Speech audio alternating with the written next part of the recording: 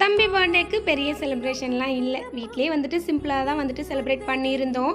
இவ்வளோ நாளாக தம்பி எதையுமே எக்ஸ்பெக்ட் பண்ணி கேட்டது கிடையாது. பட் இந்த டைம் அம்மா இவங்க எல்லாரையும் கூப்பிடுங்க, எனக்கு இந்த மாதிரி கேக் செஞ்சு கொடுங்க, எனக்கு இந்த மாதிரி கிஃப்ட் வாங்கி கொடுங்கன்னு சொல்லிட்டு ரொம்பவே வந்துட்டு விருப்பப்பட்டு கேட்டிருந்தான். அவர் கேட்ட கேக் ஃப்ளேவரே வந்துட்டு செஞ்சு கொடுத்தாச்சு.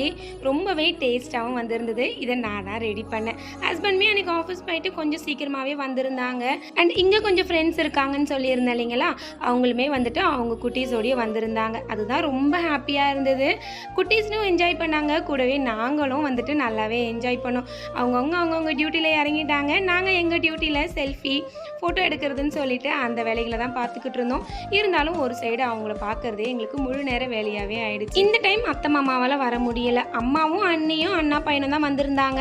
அவங்க வரதுக்கே நைட்டு 11 மணிக்கிட்ட ஆயிடுச்சு. அண்ட் தம்பிக்காக அவ்வளோ பேர் விஷ் பண்ணியிருந்தீங்க. அத்தனை பேருக்கும் ரொம்ப ரொம்ப தேங்க்ஸ்.